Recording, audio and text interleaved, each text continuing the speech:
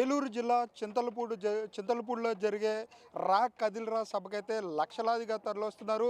ఇప్పటికే అన్ని ఏర్పాట్లు పూర్తయ్యాయి. దీనికి సంబంధించి మనతో మాట్లాడడానికి తెలుగుదేశం నేత బొమ్మాజి అనిల్ ఉన్నారు. చెప్పండి సార్, ఈ రా కదిల్‌రా సభకు ఏ విధమైన ఏర్పాట్లు జరుగుతున్నాయి? ఎలా వస్తున్నారు జనాలు?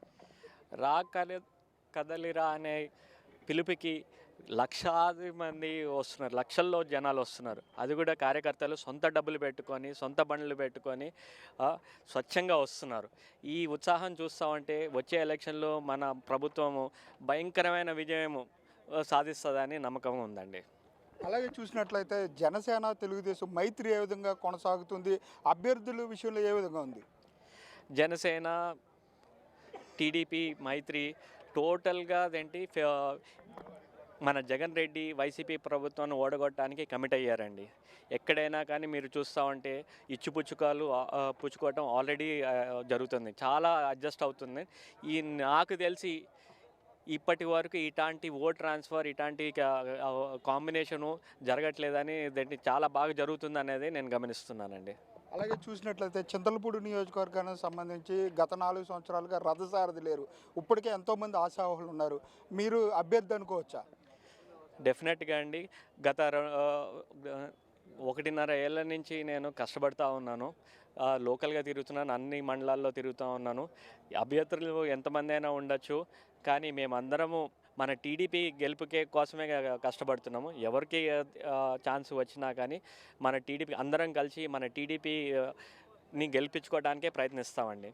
అలాగే చూసినట్లయితే చింతలపూడి నియోజకవర్గానికి సంబంధించి అధికార పార్టీ ఏ హామీలు నిలబెట్టుకోలేదనుకోవచ్చు. మీరు అధికారంలో వస్తే చింతలపూడి నియోజకవర్గానికి ఏం చేస్తారని ముందుకెళ్తున్నారు?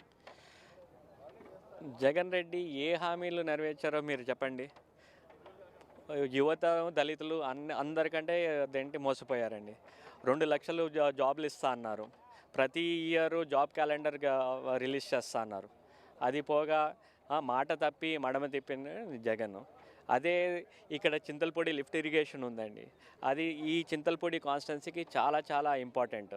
అయినా కానీ కూడా ఈ గత 5 ఏళ్లలో 1 లక్ష కూడా ఖర్చు పెట్టలేదు. ఇక్కడ బీసీ హాస్టల్స్ ఉన్నాయి, ఇక్కడ రోడ్లు ఉన్నాయి. బ్యాడ్ రోడ్ల వలన చాలామంది చనిపోతూ ఉన్నారు. ఈ కాకుండా ఇక్కడ చాలా నిరుద్యోగం ఉందండి. కాలేజ్ స్టూడెంట్స్ డిగ్రీ చేశారు, బీటెక్ చేశారు, వాళ్ళకి ఉద్యోగాలు లేక కూలీ పనులు చేసుకుంటూ ఉన్నారు. ఎప్పుడు గవర్నమెంట్ వస్తుంది? జాబులు కావాలంటే బాబుగారు రావాలి, పోలవరం కావాలంటే బాబుగారు రావాలి, Chintalapudi lift irrigation project complete అవ్వాలంటే బాబుగారు రావాలి, మనకి కియా లాంటి పరిశ్రమలు రావాలంటే బాబుగారు రావాలని జనాలు వెయిట్ చేస్తున్నారండి. అలాగే మీరు ఏ వ్యూహంతో చింతలపూడి నియోజకవర్గంలో ముందుకెళ్ళబోతున్నారు? నా వ్యూహం ఏంటంటే అండి, యూత్, దళితులకి న్యాయం జరగాలి. ఈ గత 5 ఏళ్లలో వాళ్ళందరూ చాలా మోసపోయారు. నేను అమెరికా నుంచి చదువుకొని వచ్చి చాలా ఎడ్యుకేటెడ్గా ఉన్నాను. మా నాన్నగారు ఇక్కడ జిల్లా కలెక్టర్గా చేశారు. ఆ సంబంధాలు, ఆ ఎక్స్పీరియన్స్ తోటి చూసి నేను మన చింతలపూడి నియోజకవర్గ ప్రజలకు ఎల్లప్పుడూ అందుబాటులో ఉండి, చింతలపూడి కాన్స్టిట్యున్సీ అంటే చంద్రబాబు నాయుడు గారికి అతి ప్రత్యేకమైన ప్రేమ. ఆ చనువుని తీసుకొని బాగా ఎక్కువ ప్రాజెక్టులు తెచ్చుకొని, ఎక్కువ నిధులు తెచ్చుకొని మన కాన్స్టిట్యున్సీని బాగా డెవలప్ చేస్తానని నా నమ్మకం ఉందండి. అలాగే ఈ చింతలపూడి నియోజకవర్గానికి సంబంధించి ఈ ప్రజలకు కానివ్వండి, ఓటర్లకు కానీ ఏం చెప్తారు? ఏం లేదండి, రా కదిలిరా అండి. మీ సైకో పాలన ఇంకా 70 రోజులే.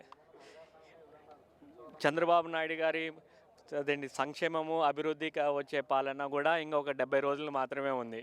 మీరందరూ ఏకంగా ఉండి టీడీపీకి ఓటేస్తే మనందరికీ మంచి రోజులు వస్తాయనేది నేను నమ్ముతున్నానండి. అలాగే చూసినట్లయితే చింతలపూడిలో జరిగే రా కదిల్‌రా సభకు లక్షలాదిగా జనాలు వస్తారని చెప్తున్నారు. ఇప్పుడు అధికార పార్టీ నేతలు, డ్వాక్రా మహిళలు కానివ్వండి, స్కూల్ బస్సులు తరలిస్తున్నారు. తెలుగుదేశం నాయకులు, కార్యకర్తలు కూడా సొంత డబ్బులతో వచ్చి చంద్రబాబు సభను విజయవంతం చేస్తారని చెప్పి తెలుగుదేశం నేత బొమ్మాజి అనిల్ చెప్పే పరిస్థితులు అయితే ఇక్కడ కనపడుతున్నాయి. కెమెరా పర్సన్ రమణతో మురళీ, రాజ్ న్యూస్, చింతలపూడి నుంచి.